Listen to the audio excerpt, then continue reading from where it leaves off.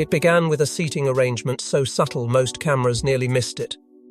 Yet inside the gilded halls of the Danish royal gathering, where every chair carried centuries of meaning, one placement sent shockwaves through palace circles across Europe. Catherine, Princess of Wales, was quietly guided to a position of extraordinary honour beside the Danish Queen herself, while Camilla was left several seats behind, visibly separated from the centre of power. What looked ceremonial on the surface soon ignited whispers of a deeper royal message nobody was supposed to notice. Before we go deeper into what this really means for the royal family, make sure to subscribe so you don't miss a single update. At first, palace officials tried to dismiss the moment as routine protocol, the kind of harmless adjustment that happens at every major royal gathering. But seasoned royal watchers knew better. In these circles, placement is language, distance is meaning, and proximity to the throne is never accidental. The moment Catherine entered the grand reception hall, something immediately shifted in the atmosphere. Senior European royals who normally divided their attention evenly appeared, drawn toward her first, greeting her warmly with lingering conversations and unmistakable gestures of familiarity. Camilla, meanwhile, stood only steps away, yet somehow outside the center of attention. It was subtle, painfully subtle. But inside royal institutions built on hierarchy and symbolism, subtlety often carries the loudest message of all. What made the evening even more explosive was the reaction unfolding behind palace walls in real time. Royal aides reportedly began scrambling the moment international photographers started circulating images of the seating chart online. Several outlets enlarged the photographs, comparing positions, analyzing body language, even mapping the exact distance between Catherine and Camilla during key ceremonial moments. Within hours, commentators across Britain and Europe were asking the same dangerous question: had the Danish royals intentionally elevated Catherine above Camilla in one of the clearest public displays of shifting royal favour seen in years? Palace insiders allegedly panicked at how quickly the narrative spiraled, because once the public notices a breach in royal optics, controlling the interpretation becomes nearly impossible. And then came the expression that sent social media into absolute chaos. During one portion of the ceremony, cameras briefly caught Camilla staring toward the central royal table, with what many described as restrained disbelief. Some called it irritation, others called it hurt. A few insiders claimed it reflected something deeper, an awareness that the balance inside Europe's royal network may no longer lean in her direction the way it once did.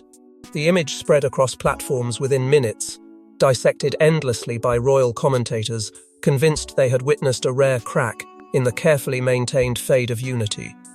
Every glance became evidence, every pause became suspicion.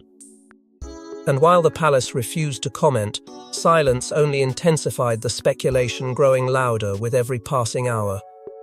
What stunned observers most was Catherine herself.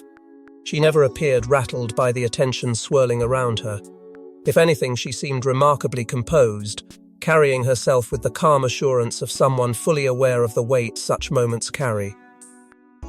Insiders later whispered that William remained unusually attentive throughout the evening, quietly observing interactions around Catherine while carefully avoiding any visible reaction to the mounting tension. That detail only fueled another layer of intrigue.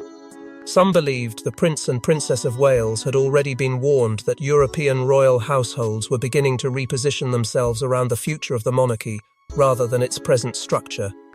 And if that was true, Denmark may have revealed far more than anyone intended.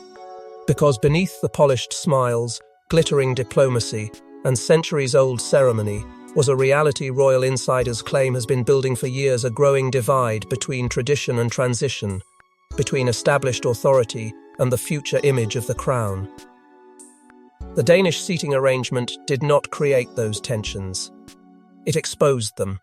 And once the world noticed Catherine seated beside the Queen, while Camilla watched from further away, the conversation inside royal circles changed almost overnight.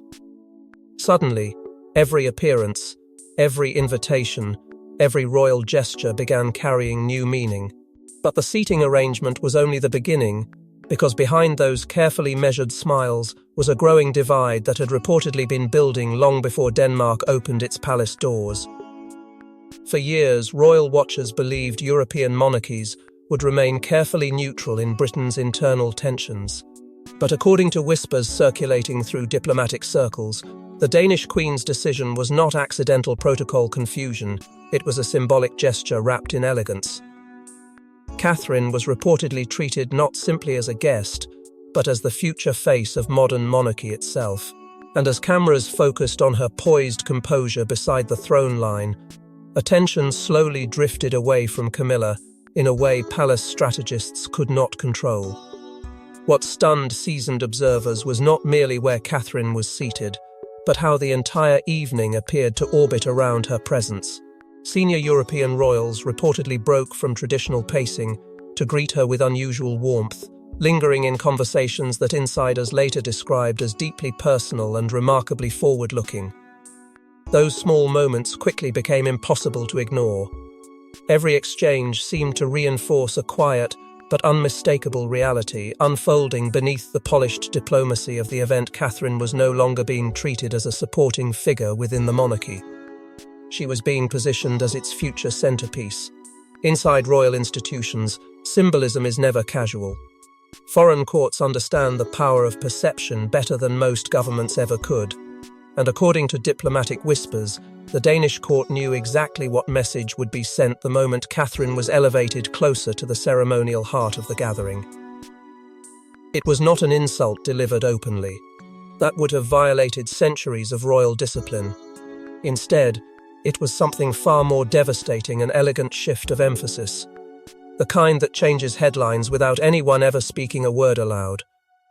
And as international media outlets began publishing photographs from the evening, one detail became impossible to deny: Catherine dominated the coverage.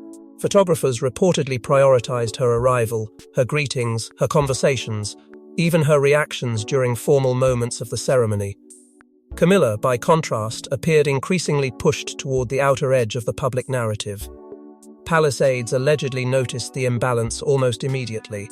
Some insiders claim members of the British delegation expected Camilla to occupy a far more prominent ceremonial role before the dinner began, particularly given her official standing beside King Charles. But something changed once the event unfolded. Whether intentional or instinctive, attention kept gravitating back toward Catherine, and the palace could do little to redirect it. Royal commentators soon began drawing comparisons that once would have been considered almost untouchable. Several analysts noted eerie similarities between Catherine's diplomatic reception and the way a young Queen Elizabeth had reportedly been embraced by foreign courts during the earliest years of her rise. Calm under pressure. Measured in public. Reassuring during uncertainty. Those comparisons carried enormous weight because they touched the very nerve currently running through royal circles across Europe's stability. With ongoing concerns surrounding King Charles's health, insiders say many foreign institutions are quietly looking ahead, assessing who represents continuity in an increasingly fragile royal era. Again and again, conversations reportedly returned to William and Catherine. That growing perception has only intensified the pressure inside palace walls. To supporters of the Prince and Princess of Wales, the Danish event confirmed what they have believed for years, that William and Catherine embody the kind of disciplined modern monarchy capable of restoring long-term confidence in the crown. But to others within royal circles, the evening exposed something much more dangerous: the possibility that foreign courts may already be emotionally and diplomatically preparing for the next reign before the current one has fully stabilized. And if that is true, then every public appearance suddenly carries higher stakes than ever before. By the end of the night, what began as a diplomatic gathering had transformed into one of the most dissected royal moments of the year. Not because anyone broke protocol outright, but because the message hidden beneath the ceremony felt impossible to unsee once the world noticed it. Catherine had not simply attended the event.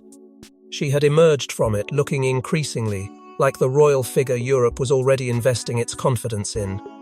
And while the public only saw polished smiles beneath crystal chandeliers, insiders claim tensions inside the British delegation had already begun turning impossible to hide. Those familiar with royal protocol understand one brutal truth: nothing wounds more deeply than public symbolism delivered without explanation.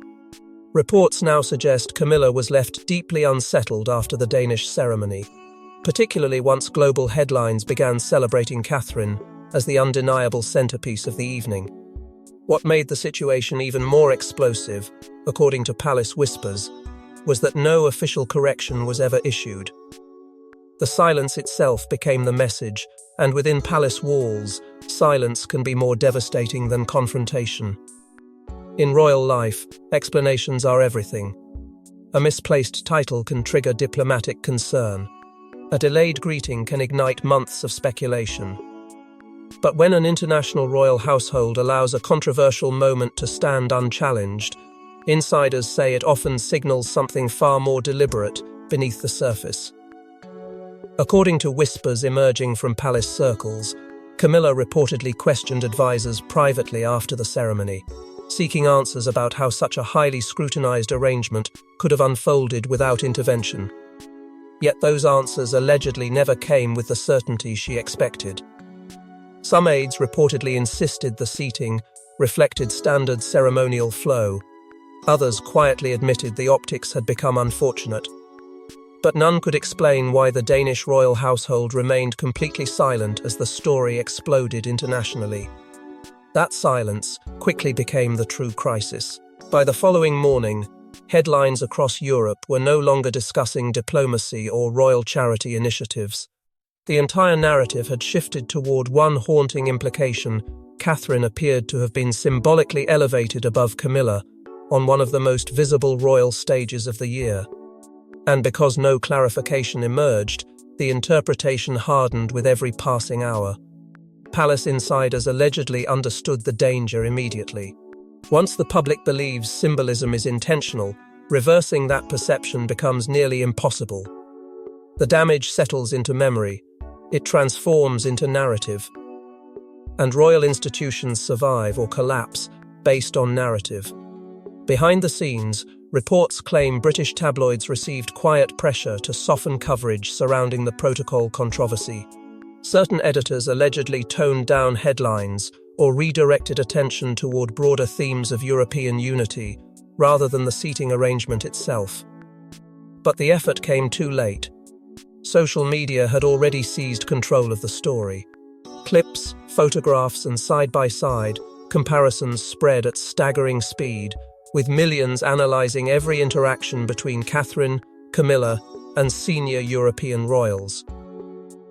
According to insiders, senior palace staff monitored reactions throughout the night, increasingly alarmed as public sentiment tilted overwhelmingly in Catherine's favour. What terrified some advisors was not merely the praise Catherine received, but how naturally that praise seemed to emerge. There was no coordinated campaign, no official messaging. The public appeared to arrive at the same conclusion entirely on its own.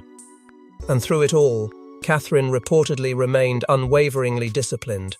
She made no attempt to address the growing speculation. No carefully crafted statement appeared. No indirect briefing emerged from Kensington Palace. Instead, she maintained the same composed silence that has increasingly defined her public image during moments of royal turbulence. To supporters, that restraint reflected maturity and stability. To critics inside palace circles, however, the silence carried its own quiet power. Because every hour Catherine refused to engage allowed the symbolism of the evening to deepen further in the public imagination. Meanwhile, Camilla's allies allegedly feared something much larger had been damaged: her international standing within Europe's interconnected royal network. For some insiders, the incident reopened painful memories from the turbulent post-coronation transition period, when tensions reportedly simmered beneath the surface as different factions inside the monarchy struggled to define the future image of the crown. Those old anxieties never fully disappeared. They merely faded behind ceremonial unity and carefully managed appearances. But now, after Denmark, Many within palace circles allegedly fear those fractures are becoming visible once again.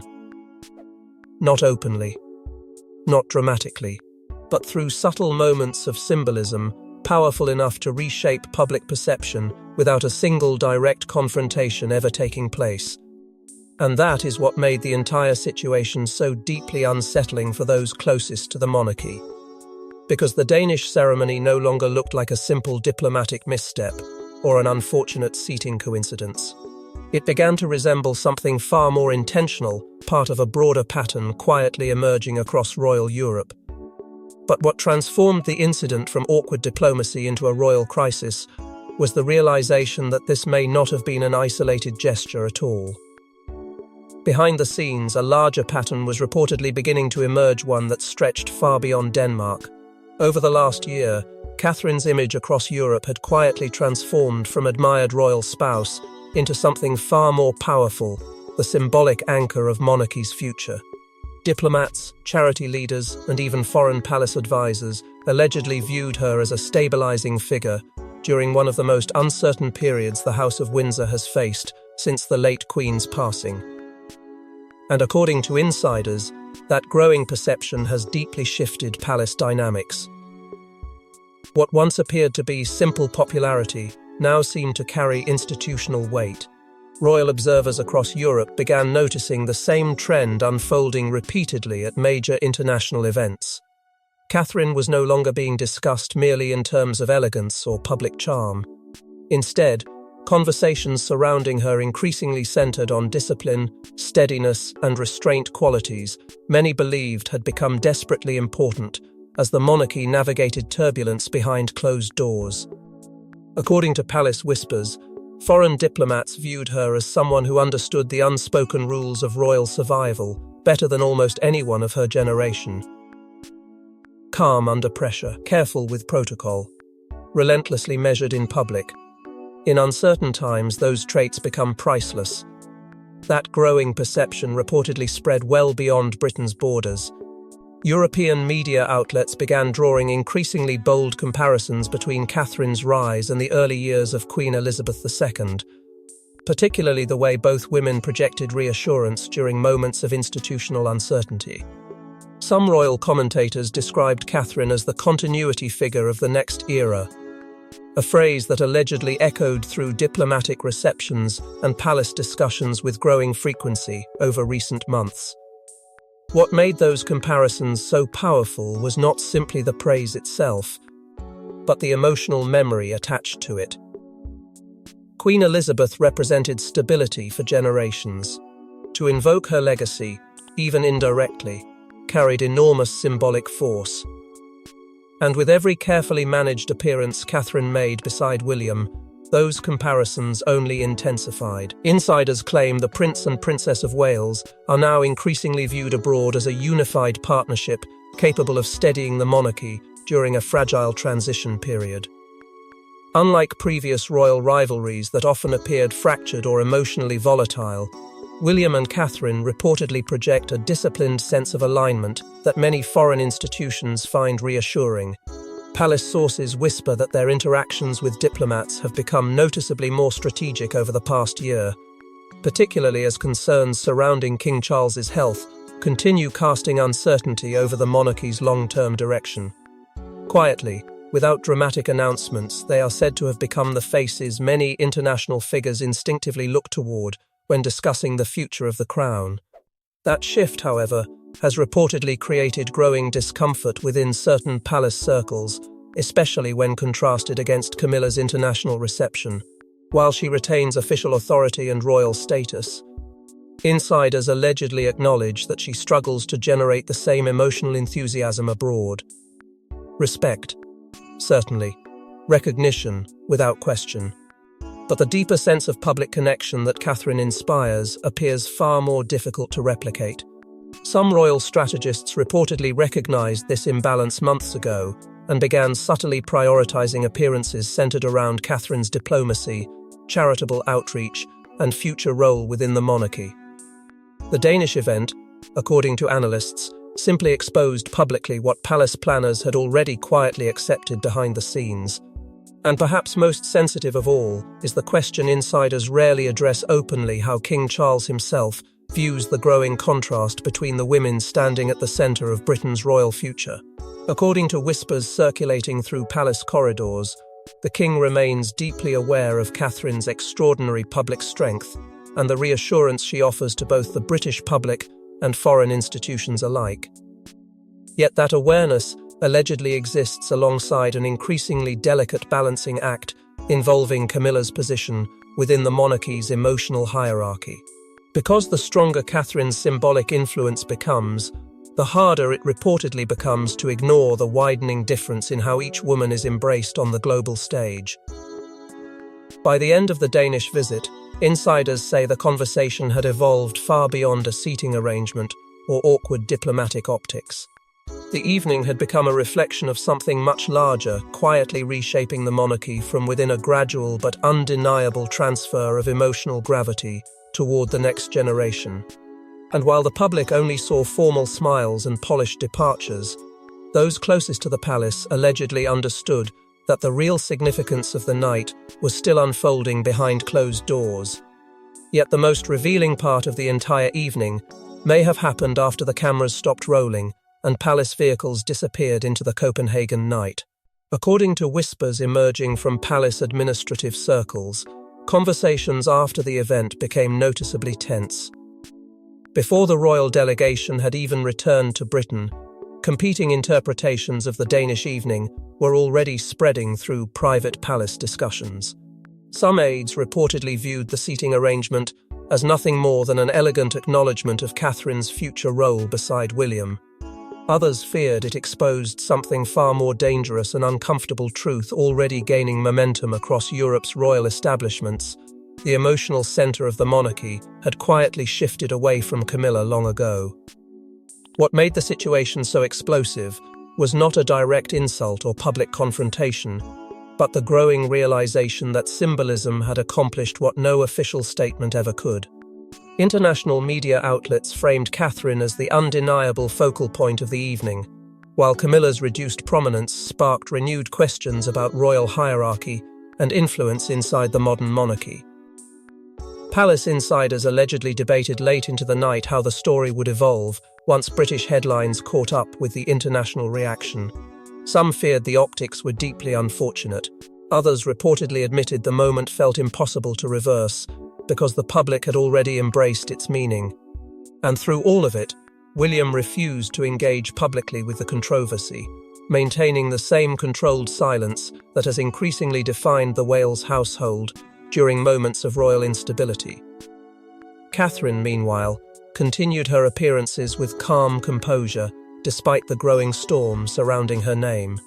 That restraint only strengthened comparisons royal commentators were already making between Catherine's reception abroad and the immense visibility Camilla fought to secure during the coronation era. But this felt different.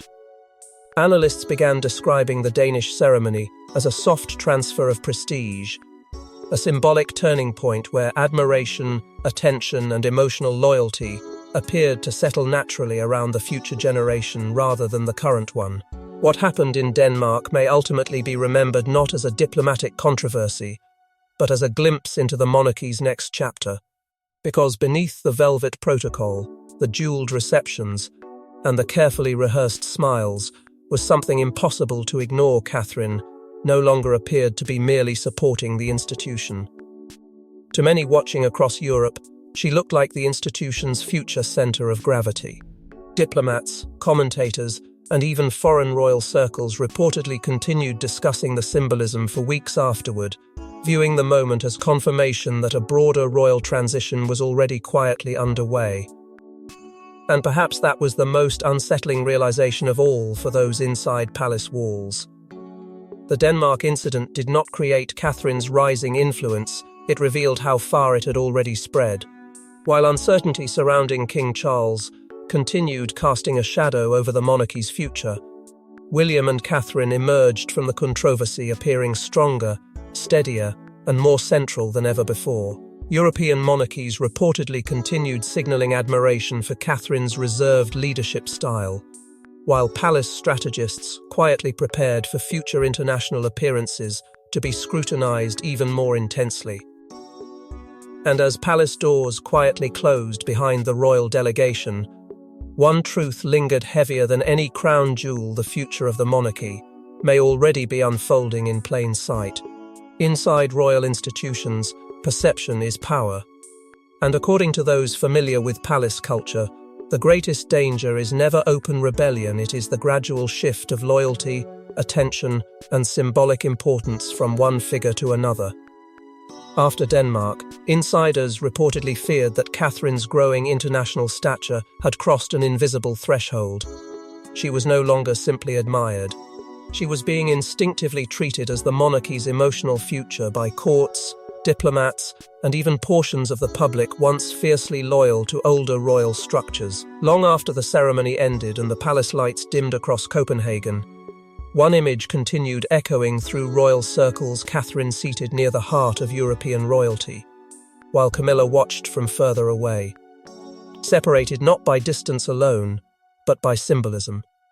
Reports suggest the moment resonated so deeply because it reflected something many inside the institution had already begun sensing privately. The monarchy is changing, slowly, quietly, almost invisibly. And with every carefully managed appearance, Catherine appears to move closer to the center of that transformation. According to palace whispers, advisors are now increasingly focused on Catherine-led diplomacy, recognizing her ability to calm uncertainty during one of the most fragile periods the monarchy has faced in decades. European coverage overwhelmingly praised her composure, discipline, and quiet confidence throughout the Danish visit, reinforcing comparisons that continue to follow her across the international stage. Meanwhile, Camilla reportedly remains frustrated by the constant contrast between her own public reception and Catherine's growing popularity abroad. Because while titles can be granted through ceremony, emotional loyalty cannot. It forms gradually, through perception, trust, and the belief that one figure represents stability in uncertain times. Insiders allegedly say William has become increasingly protective of Catherine's global image, fully aware that every international appearance now carries enormous symbolic weight.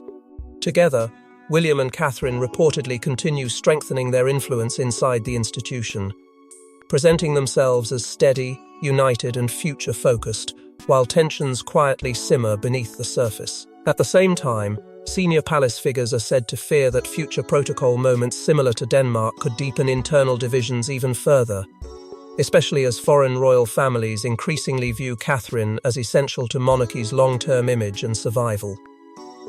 What happened in Denmark was never truly about a seating arrangement alone. It became symbolic of a monarchy entering a quiet transition phase, where influence is no longer measured only through rank, but through public reassurance and emotional connection.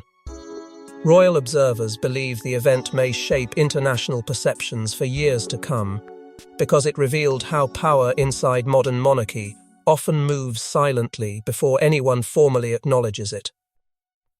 No dramatic announcement was made. No confrontation erupted publicly. Yet somehow the message still reached the world with startling clarity. Because in royal history, the loudest transformations are rarely delivered through speeches or public battles. They emerge through silent gestures, carefully chosen seats, subtle moments of preference, and unforgettable images that reveal where the future may already be heading. And as discussion surrounding the Denmark visit continues spreading through royal circles, diplomatic conversations, and global headlines, one reality appears increasingly difficult to ignore: Catherine is no longer standing near the center of the monarchy's future. To many watching across Europe, she has already become part of its foundation. Thanks for watching. Please don't forget to like and subscribe, and we will see you in next one.